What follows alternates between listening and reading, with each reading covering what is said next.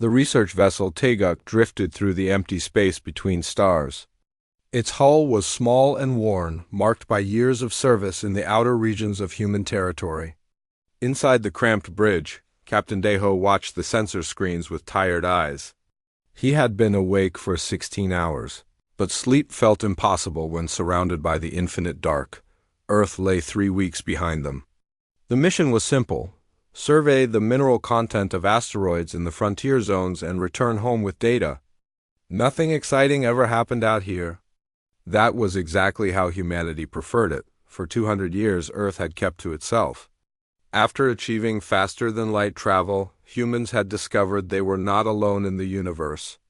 The galaxy was filled with alien civilizations, thousands of them, all connected through trade and diplomacy. But when these aliens learned about Earth, they recoiled in horror. Earth was classified as a death world. Its gravity was crushing. Its atmosphere was corrosive. Its weather could kill in minutes. The diseases that evolved there were nightmares. And somehow, impossibly, intelligent life had emerged from that hell. The aliens looked at humans and saw monsters. Apex predators that should never have left their violent planet. So humanity made a choice. They would stay home. They would avoid galactic politics. They would remain the mysterious species that everyone whispered about but never saw. It was lonely, but it was safe. Deho rubbed his face and stood up from his chair. The bridge was quiet except for the steady hum of the life support systems. His crew was small. Hana, the pilot, sat at her station playing a game on her tablet. Taeyang, the engineer, was below deck checking the reactor. Yuna, their medical officer, was probably asleep in her quarters. Anything interesting on sensors? Deho asked. Hana glanced up and shook her head. Nothing but rocks and radiation. Same as yesterday. Same as tomorrow. Deho smiled slightly. Hana was young, barely 25, and she complained about boredom constantly. But she was the best pilot he had ever worked with. Her reflexes were incredible, and she could navigate through asteroid fields that would terrify most captains. He was about to return to his chair when the communication system crackled to life. Static filled the bridge, harsh and unexpected. Both of them froze. What is that? Hana asked, her game forgotten. Deho moved quickly to the communication panel.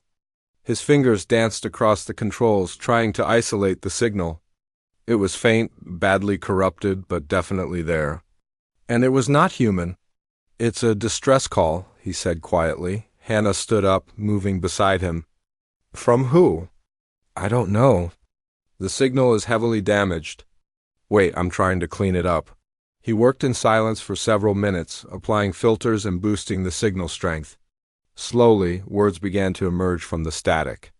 They were not in any human language, but the ship's computer had translation software for most known galactic species. A voice came through. Broken and desperate. ... Anyone ... please ... Came without warning ... Our cities are burning ... No weapons ... No way to fight ... Please. If anyone can hear this ... We are the Velen people ... Please ... The message cut off. Replaced by empty static, Deho and Hana stared at each other. The silence in the bridge felt heavy, suffocating. Velen, Hana whispered.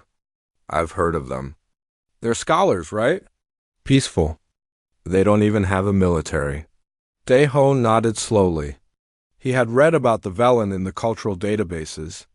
They were one of the oldest civilizations in the galaxy, famous for their libraries and universities. They dedicated their entire society to learning and teaching. The idea of them being attacked was horrifying. Where is the signal coming from? He asked. Hana returned to her station and checked the navigation computer. 3 systems away. About 4 days at maximum speed. Who's attacking them? The message didn't say. But if the Velen are calling for help, it must be bad. Really bad. Deho stood still thinking. He knew what he should do. Protocol was clear. Human ships were not supposed to get involved in galactic conflicts. They were supposed to observe, record, and report back to Earth, nothing more, but that voice in the distress call haunted him.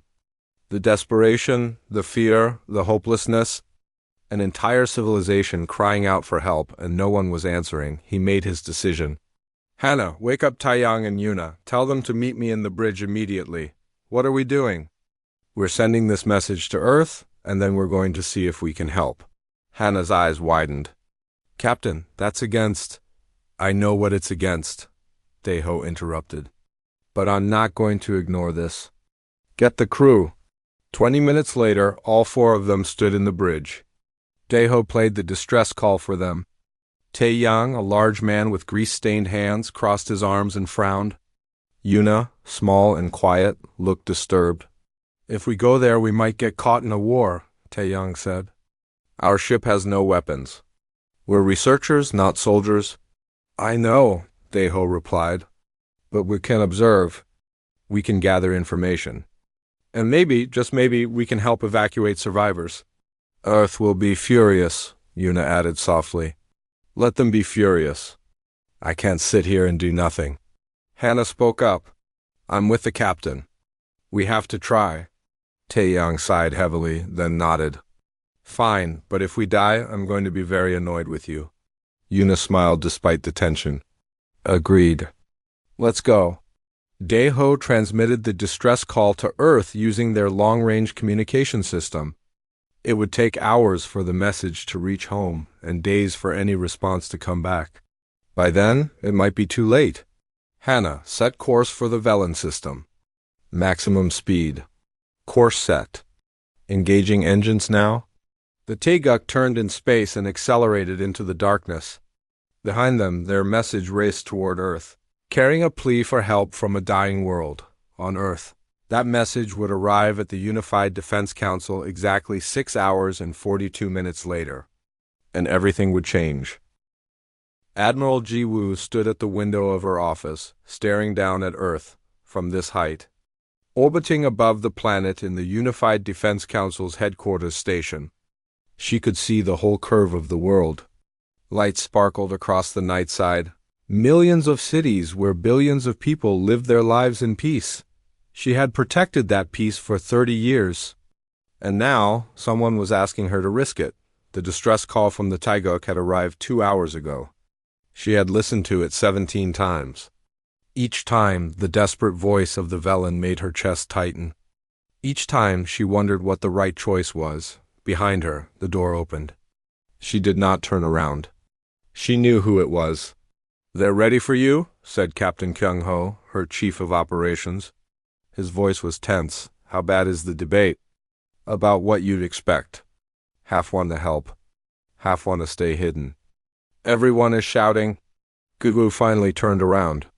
Kyung-ho was a tall man with gray hair and scars on his face from the Mars insurrection 20 years ago. He had fought beside her in that conflict, when human colonies almost tore themselves apart. They had seen war. They knew its cost. "What do you think we should do?" she asked. Kyung-ho did not hesitate.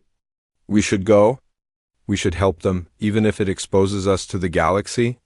Even if it makes us a target? Yes, because if we don't, we're cowards. And I didn't spend 30 years building this fleet to hide forever." Wu nodded slowly. She had expected that answer. Kyung-ho was a good man, perhaps too good for the brutal calculations that leadership required. But she loved that about him. "Come on," she said. "Let's go face the council." The council chamber was circular, with seats arranged in a ring. President Subin sat at the highest point, her face calm but her eyes showing strain. Around her sat the leaders of Earth's military branches, representatives from the major governments, and advisors on xenopolitics and strategy. The argument was already in full force when Ji-woo entered. "We cannot intervene," shouted General Taemin, commander of Earth's ground forces. "The moment we reveal our military strength, every species in the galaxy will see us as a threat. They already fear us. This will confirm their worst nightmares. So we should let innocent people die?" countered Fleet Commander Nare. She was younger than most in the room, but she had earned her position through brilliant tactical thinking. "The Velen are pacifists. They have no army, no weapons, nothing. Someone is slaughtering them. How can we stand by?" Because it's not our fight, Taemin shot back. The galaxy has managed its own problems for thousands of years. We've stayed out of it. We should continue staying out of it. The galaxy is broken, Nari said coldly. The Galactic Council talks and talks but does nothing. They meet and debate while worlds burn. Someone needs to act. President Subin raised her hand and the room fell silent. She looked at Jiwoo. Admiral, you've been quiet. What is your assessment? Jiwoo walked to the center of the chamber. Every eye followed her. I believe we should mobilize, she said clearly. Not because it's strategic, not because it benefits us, but because it's right? Taemin scoffed. War is never right. No, Jiwoo agreed. War is terrible. But standing by while genocide happens is worse. We built our fleet for a reason. We trained our soldiers for a reason. Not to hide, but to be ready when we were needed. Well, we're needed now. We don't know who's attacking the Velen, said Advisor One Shik, the civilian expert on alien cultures. It could be someone powerful. We could be walking into a conflict we can't win. Then we gather intelligence first, Jiwoo replied. We send scouts. We assess the situation, but we prepare to act. Because if the roles were reversed, if Earth was burning and we sent out a distress call, I would hope someone would come. The room was silent for a long moment. President Subin stood up. She was a small woman, but when she spoke, everyone listened. I've been receiving reports from across Earth, she said. In the past 2 hours, protests have started in every major city. People are demanding that we help the Velen. They're saying that we can't call ourselves civilized if we ignore this. The people don't understand the risk, Min argued. The people understand perfectly, Subin said sharply. They understand that we have the power to save lives, and that refusing to use it makes us complicit in their deaths. I've made my decision. We will mobilize. Admiral Jiwoo, you have full authorization to deploy the fleet. The chamber erupted in argument again, but Subin ignored it. She looked directly at G-Woo. How long will you need? 48 hours to assemble the rapid response fleet. 15 battle carriers, support vessels, and marine divisions. We can have boots on the ground in the Velen system within a week. Make it happen. Wu saluted and left the chamber. Kyung-ho followed her along with Nari. As soon as they were in the corridor, Nari grinned. Finally. I was getting tired of training exercises. This isn't a game, Wu warned. We're going into unknown territory against an unknown enemy. People will die. I know, Nari said, her smile fading. But at least we'll die doing something that matters. For the next 48 hours, Earth's orbital shipyards exploded with activity. Battle carriers that had been hidden in the dark spaces between stations emerged into the light. These were massive ships, each one carrying thousands of personnel and hundreds of combat craft. Their hulls were thick, designed to withstand impacts that would shatter most alien vessels. Their weapons were brutal and efficient. The flagship was the Gwangju, the largest warship Earth had ever constructed. Admiral Jiwoo took command personally, with Captain Minho as her second. Minho was a veteran, scarred and serious, and he ran the ship with absolute precision. In the lower decks, Marine Commander Isiao prepared her soldiers. They were the best humanity had to offer. Each one had survived training that killed 10% of candidates. They could fight in any environment, from frozen wastelands to burning deserts.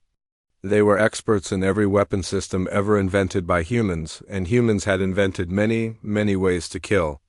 Listen up, Isiao shouted to her assembled Marines. We're going to save some people who can't save themselves. The enemy thinks they're safe because nobody in the galaxy fights like we do. They're about to learn different. Stay sharp, follow orders, and bring each other home. Understood? Yes, Commander. 5,000 voices roared back. 72 hours after the distress call arrived, the fleet was ready. 15 battle carriers, 30 destroyers, 50 support ships, and thousands of fighters formed up in Earth orbit. It was the largest military force humanity had deployed in 2 centuries, Admiral Jiwoo stood on the bridge of the Guangzhou, looking at the tactical display. Each ship glowed with ready status. Her crew waited for her command. "All ships," she said into the fleet communication channel. "This is Admiral Jiwoo. We're going to war. Not for territory, not for resources, for people who need our help. Show the galaxy what humanity can do. Jump on my mark." She took a breath. Mark, space folded. The fleet vanished, racing through hyperspace toward the Velen homeworld. Earth's sleeping giant had awakened, and the galaxy would never forget what happened next. Warlord Throck watched the burning planet below and felt satisfaction. The Velen homeworld had fallen in less than a week. Their cities crumbled easily. Their people fled like frightened animals.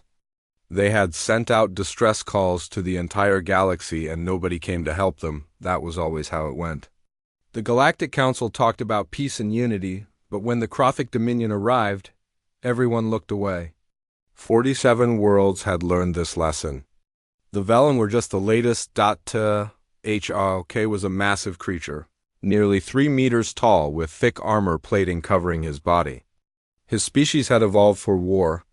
They were stronger than most galactic races, more aggressive, more willing to do what was necessary.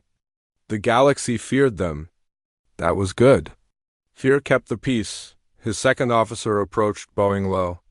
"Warlord, we have completed the siege of their capital city. Resistance has ended. The world is ours. Good. Begin resource extraction. Strip everything valuable. We leave in 3 days." "Yes, Warlord. Also, we're detecting something unusual. There's a small vessel entering the system.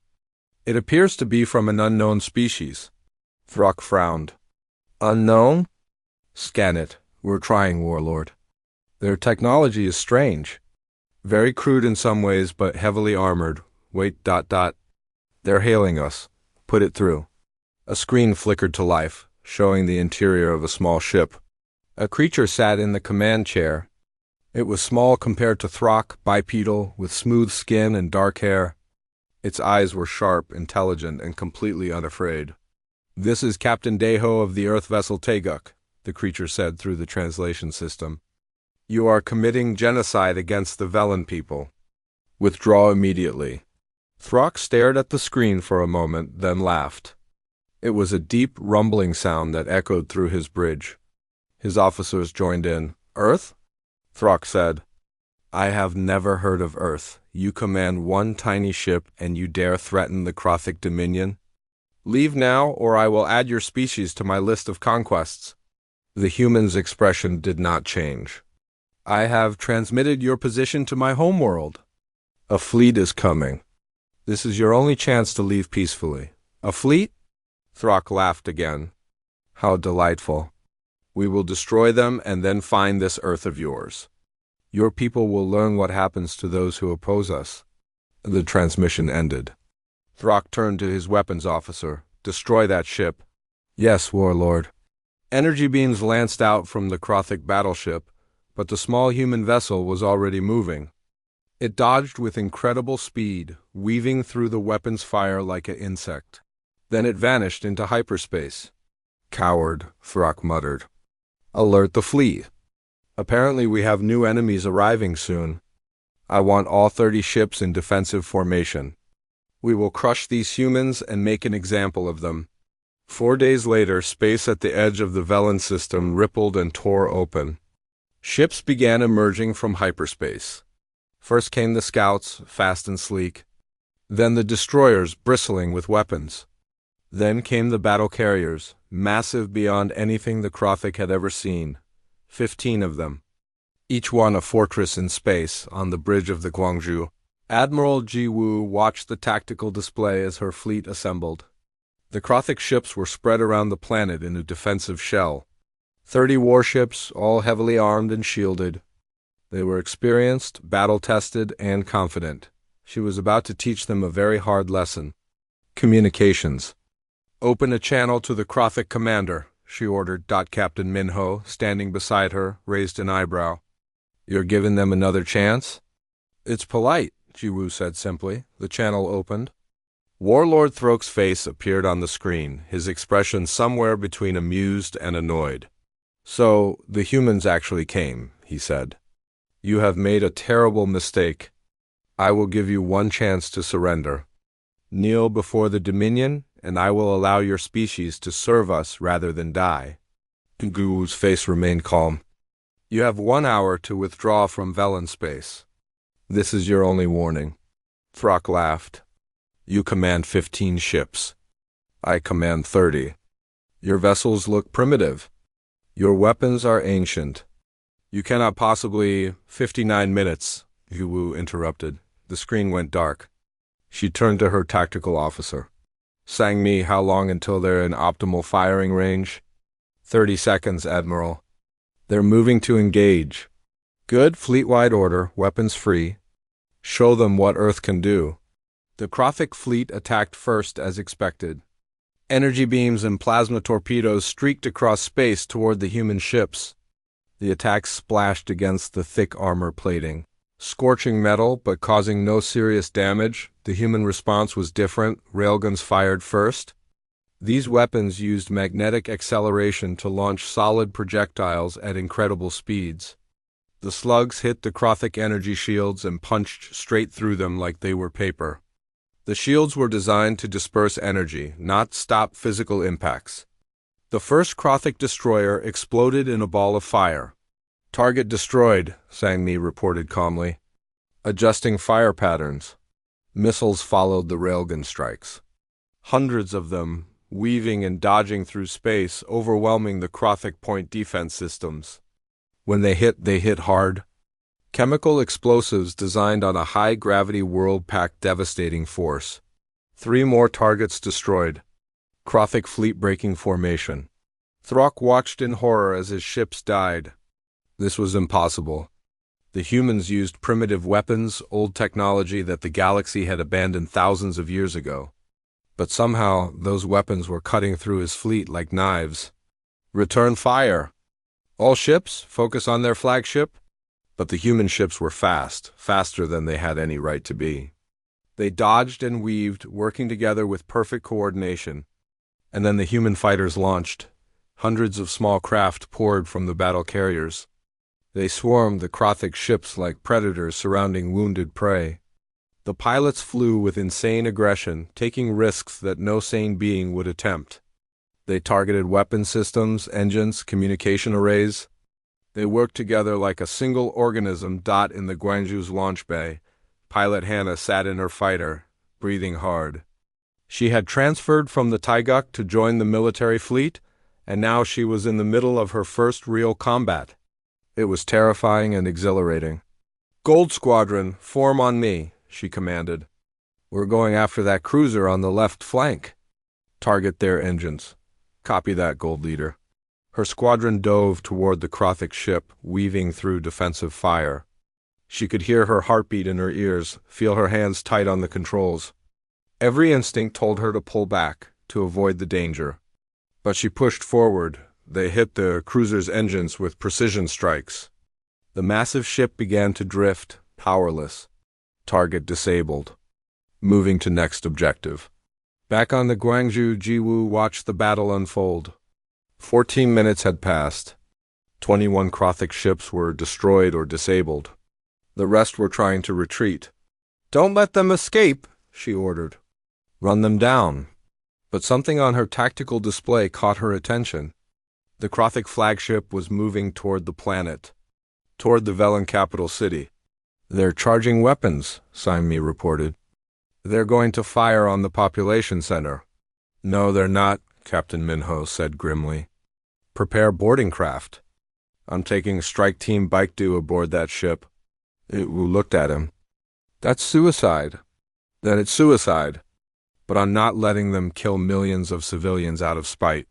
5 minutes later, Minho and 20 Marines crashed their boarding craft into the Krothic flagship's hull. They cut through the armor with plasma torches and stormed inside. The Krothic soldiers waiting for them were strong and fierce, but they had never fought humans in close combat. It was brutal. The corridors ran red. But the humans advanced, unstoppable.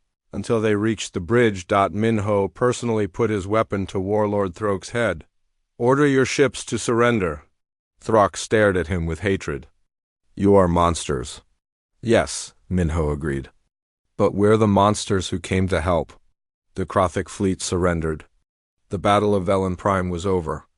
Humanity had won. News traveled fast across the galaxy. Within hours, every civilized world knew what had happened at Velen Prime. An unknown species from a forbiddance. Deathworld had appeared from nowhere and crushed the Krothic Dominion in 14 minutes. The Dominion, which had conquered 47 worlds over 3 centuries, had been utterly defeated. The galaxy did not know whether to be grateful or terrified on the Velen homeworld. The surviving population emerged from their shelters to find human soldiers guarding their streets. These warriors from Earth moved with purpose and efficiency, distributing food, medical supplies, and water. They were careful, almost gentle. Despite the weapons they carried and the armor they wore, Ambassador Prilla was one of the first Velen officials to approach the humans. She was an elderly scholar, her body frail and her voice soft. She had spent her entire life studying ancient texts and teaching young students. She had never imagined she would witness her world's near destruction and salvation in the same week. She found Admiral Jiwoo standing in what remained of the capital city's central square. The human woman was tall and strong, her face showing the weight of command. Around her, human engineers were already beginning to clear rubble and repair damaged buildings. "Admiral Jiwoo?" Prilla said quietly. The human turned and immediately bowed with respect. "Ambassador Prilla, I'm honored to meet you. I'm sorry we couldn't arrive sooner." "You saved us," Prilla said, her voice breaking. "You came when no one else would. How can we ever repay you?" Jiwoo looked uncomfortable with the gratitude. "You don't need to repay us. We did what anyone should have done." "But no one else did," Prilla replied. "The galaxy heard our distress calls. We sent messages to the Galactic Council, to our neighboring systems, to anyone who might listen. Everyone ignored us. Except you." Wu had no answer for that. She simply nodded and returned to coordinating the relief efforts. 3 weeks later, the Galactic Council convened an emergency session at Concordia Station, the neutral meeting place for all civilized species. The chamber was enormous, with seating for representatives from 300 different worlds. Every seat was filled. Everyone wanted to witness what would happen when Earth finally faced galactic judgment. President Subin led the Earth delegation. She was nervous but did not show it. Beside her walked Ambassador Hyeon, a career diplomat who had trained his entire life for this moment. Also present was Dr. Won Shik, Earth's leading expert on alien biology and culture. As they entered the chamber, every eye turned toward them. Subin could feel the weight of those stares. Fear, curiosity, anger, gratitude.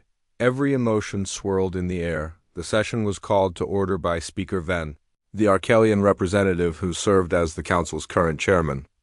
The Archelians were one of the oldest species in the galaxy, tall and graceful, with pale blue skin and eyes that saw into the ultraviolet spectrum. "We are here to discuss the recent actions of Earth," Ven said formally. 3 weeks ago, an unknown human fleet entered Velen space and engaged the Krothic Dominion in battle. While the Velen people are grateful for their intervention, many council members are deeply concerned. Earth, you have hidden your military capabilities from the galaxy for 2 centuries. You have refused all contact, all diplomacy. And now you appear with overwhelming force and demonstrate the ability to destroy one of the galaxy's most powerful militaries in minutes. We demand an explanation." Subin stood. Her legs felt weak, but her voice was steady. "The explanation is simple," she said. "We heard a cry for help. We came." "That is not sufficient," Ven replied coldly. "You possess weapons that bypass our shield technology. You fight with a level of aggression and coordination that we have never witnessed. Your soldiers are trained in combat that would kill most galactic species. You are everything we feared a Deathworld species would be." "We are what we had to be to survive our world," Subin answered. "Earth is harsh. It made us strong. but strength does not make us evil. A Krothic representative, one of the few that the Dominion had sent, stood up. His name was General Vrock, and his voice dripped with rage. You humiliated us. You destroyed our fleet. You captured our warlord. You have made the Dominion look weak. There will be consequences for this? Ambassador Hyen stepped forward, his diplomatic training taking over. With respect, General, your Dominion was committing genocide. The Velen had no weapons, no army, no way to defend themselves. They asked for help. The Galactic Council did nothing. We did something. If that makes us dangerous in your eyes, then perhaps you should reconsider your own actions. You speak of morality? Vrock spat. You are from a death world. You are predators. Monsters. Yes, Hyen said calmly. We are predators. Every species in this chamber evolved from predators or prey. The difference is that we choose what we hunt. We hunt those who prey on the weak. We hunt those who commit genocide. We hunt those who believe might makes right. The chamber erupted in argument. Some species supported Earth's actions. Others demanded restrictions, sanctions, even military action against humanity. The debate raged for hours. Finally, Ambassador Prello was given permission to speak. The elderly Velen walked slowly to the center of the chamber. Her voice was soft, but in the sudden silence, everyone heard her clearly. I have lived for 93 years, she said. I have spent my life studying the history of our galaxy. I have read about the great empires, the terrible wars, the rise and fall of civilizations. And in all that history, I have learned one thing: the strong always dominate the weak. It has always been this way. She paused, looking around the chamber. When the Krothic came to my world, we sent distress calls to everyone. We begged for help. We believed that the Galactic Council, with all its talk of peace and unity, would protect us. But you did nothing. You debated and discussed while our cities burned. You were too afraid, too comfortable, too concerned with your own safety to risk helping us. Her voice grew stronger. And then the humans came. They did not know us. They had no treaty with us. They owed us nothing. But they heard our cry and they came. They risked their lives, their ships, their future to save strangers. That is not the action of monsters. That is the action of heroes. The chamber was completely silent now. So yes, Prilla continued, the humans are strong. Yes, they are dangerous.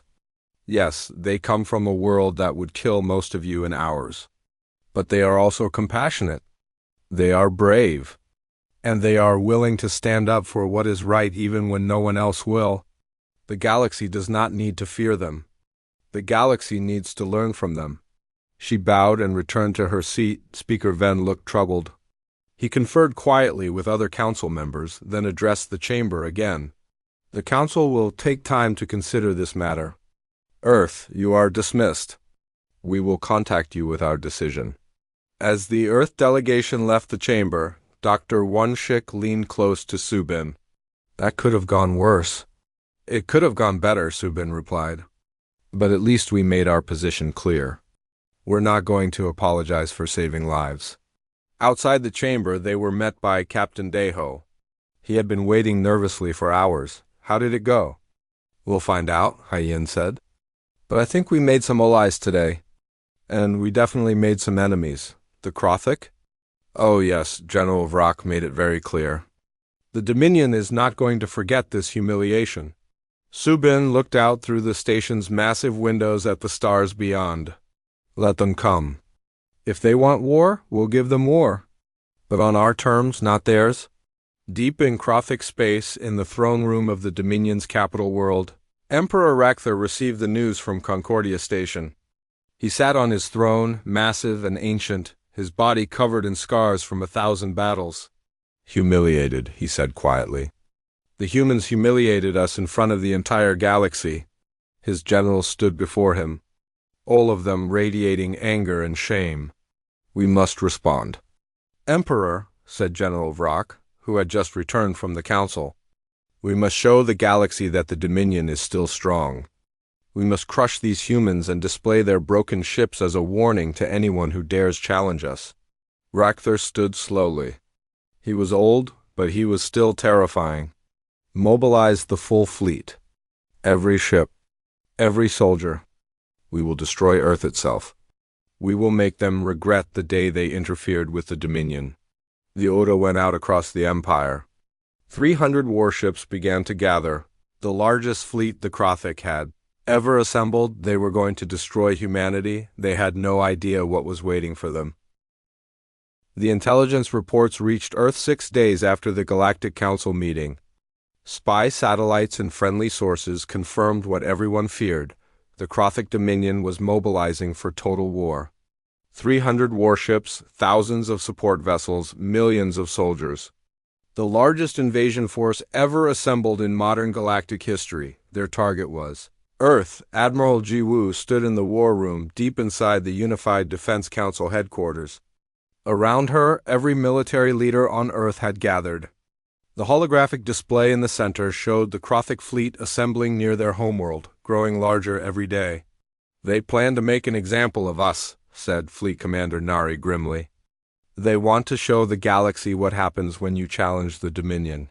How long until they reach Earth? President Subin asked.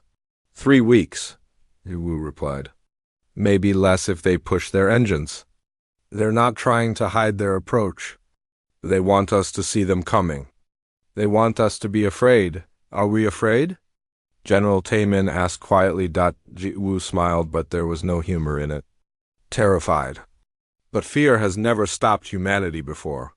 She turned to face the assembled leaders. The 15 battle carriers we sent to Velen Prime were a rapid response force. They weren't our full military strength. Not even close? What are you saying? Subin asked. I'm saying it's time to show the galaxy what Earth has really been building for the past 200 years. I'm saying we don't wait for them to come to us. We take the fight to them. The room fell silent. Everyone understood what that meant. You want to attack their homeworld? Taemin said slowly. That's insane. No, Nari said, standing up. It's brilliant. They expect us to defend. They expect us to be reactive. If we strike first, strike hard, we can end this war before it truly begins. And if we fail? Someone asked. Then Earth falls anyway, Jiwoo said bluntly. But at least we'll fall fighting on our terms, not cowering behind our walls waiting for the end. President Subin stood. She looked old suddenly, the weight of the decision aging her before their eyes. How many ships can we deploy? 72 battle carriers. 300 destroyers and cruisers. Over 1,000 support vessels. 50,000 Marines. Every pilot we've trained, every soldier we've prepared. Everything, and our defensive fleet? Who guards Earth? We keep a skeleton force. Enough to handle pirates or small threats. But if we lose this battle, no defensive force will matter. The Krothic will come with everything, and they'll overwhelm whatever we leave behind. Subin closed her eyes for a long moment. When she opened them, she had made her choice. Do it. Bring our children home. End this. For 2 weeks, Earth prepared for war. Ships emerged from hidden construction yards throughout the solar system. Some had been in service for decades. Others were brand new, their armor still shining. All of them were deadly. Commander Isiol moved through the barracks of the Guangzhou, watching her Marines prepare. Some were veterans who had fought in the Mars insurrection.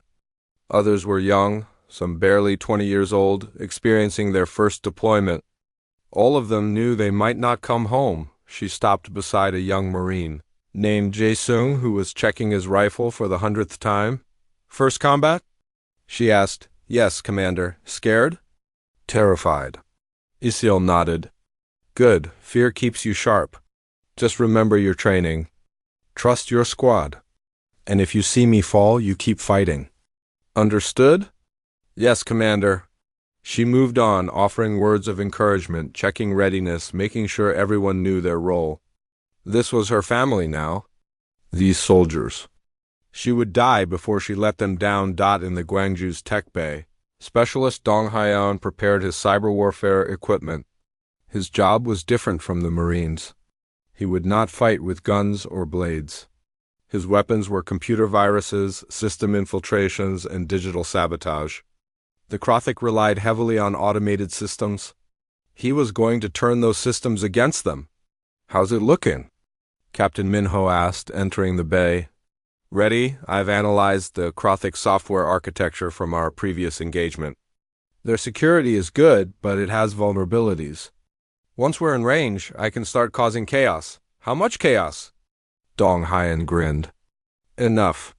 3 weeks after the council meeting, the human fleet assembled at the edge of the solar system. It was massive, the largest military force humanity had ever created. Every ship glowed with ready status. Every crew member was at their station. Admiral Jiwoo stood on the Gwangju's bridge, looking at the tactical display. So many ships. So many lives depending on her decisions. "All ships report ready," Captain Minho said. "Then let's end this," Wu Wu replied. "All ships jump on my mark." Destination: Krothic homeworld. The fleet vanished into hyperspace. They emerged directly in the Krothic home system, appearing out of nowhere like ghosts. The Krothic were not expecting an attack. Their fleet was still assembling, still preparing for their invasion of Earth. They were caught completely off guard. The battle began immediately. Human railguns opened fire, the projectiles crossing the distance in seconds. Krothic shields failed. Ships exploded. The surprise was total. But the Krothic were not helpless. They were warriors, experienced and fierce. They recovered quickly and began to fight back. 300 warships against 72. The humans were outnumbered 4-1. It did not matter. Human tactics were superior. Feints and ambush strategies developed through thousands of years of warfare on Earth tore through the Krothic formations. Fighters swarmed their capital ships. Marines boarded and sabotaged from within. And Dong Haiyan's cyber warfare team infiltrated their networks, turning their own automated defenses against them. "Their command ship is trying to coordinate a counterattack," Dong Haiyan reported. "Shutting down their communications now." Throughout the Krothic fleet, chaos spread. Ships lost contact with each other. Automated weapon systems malfunctioned. Navigation computers gave false readings. The humans were fighting on every level simultaneously. Physical, digital, psychological, but humanity paid a price. The battle carrier Soul took a direct hit from a Krothic dreadnought and exploded with all hands. 2,000 people died in an instant. Destroyer after destroyer was destroyed as they pushed deep into enemy formations to protect the larger ships. Commander Isiel led her Marines in a drop assault on a Krothic orbital station. The fighting was brutal. The Krothic soldiers were strong and experienced. They killed dozens of her Marines. But the humans kept coming, unstoppable. Until the station was secured, Isiel herself was hit by enemy fire during the assault. The blast tore through her armor and threw her against a wall. Her second-in-command dragged her to safety while the rest of the squad pushed forward. "Commander, you need medical attention," he said. "After we win," Isiel gasped through the pain. "Keep fighting." The battle raged for hours. The space around the Krothic homeworld became a graveyard of ships, both human and alien. But slowly, inevitably, the Krothic fleet began to break. Emperor Rakther watched from his palace on the planet below as his fleet died. His generals shouted orders and strategies, but nothing worked. The humans were too fast, too coordinated, too ruthless. "This is impossible," he whispered. "We are the Dominion. We have conquered 47 worlds. How can we be losing?" A transmission came through from the human flagship. Admiral Jiwoo's face appeared on the screen. "Emperor Rakther," she said calmly, "your fleet is destroyed. Your military is broken. This war can end now. Surrender, agree to Galactic Council oversight, and we will withdraw. Or we will continue until your military capacity is completely eliminated. Choose." Rakther looked at the tactical displays. 3/4 of his fleet was gone. The humans were preparing to bombard his orbital defenses. If they wanted to, they could destroy his entire world. He had spent his life believing in Krothic superiority. He had conquered worlds, enslaved species, built an empire on fear and violence. And now, facing warriors from a death world he had never heard of, he realized he had been wrong about everything. "I surrender," he said quietly. The Battle of Kroth was over. Humanity had won, but the cost was terrible. The soul was gone. 17 destroyers destroyed. Thousands dead. Commander Isial survived her wounds, but would spend months recovering. In the aftermath, the Galactic Council formally recognized Earth as a sovereign power. More importantly, they asked humanity to help reform galactic peacekeeping. The old ways had failed. It was time for something new. The Krothic Dominion was dissolved. Its conquered worlds were freed under Council supervision. Admiral Jiwoo was given the task of training a new multi-species defense force, something the galaxy had never attempted. Captain Daeho, whose distress call had started everything, returned to his research vessel. But the galaxy was different now. Dozens of species sent friendship signals to Earth. Trade agreements were negotiated. Cultural exchanges began. Humanity was no longer alone on Earth. In the newly established Interstellar Flight Academy, pilot Hannah stood in front of her first class. Students from 6 different species sat before her, all eager to learn from the humans who had changed the galaxy. On the wall behind her hung a simple plaque with the words that had started it. "All, we heard your call. We came. The sleeping giant had awakened, and the galaxy was safer for it."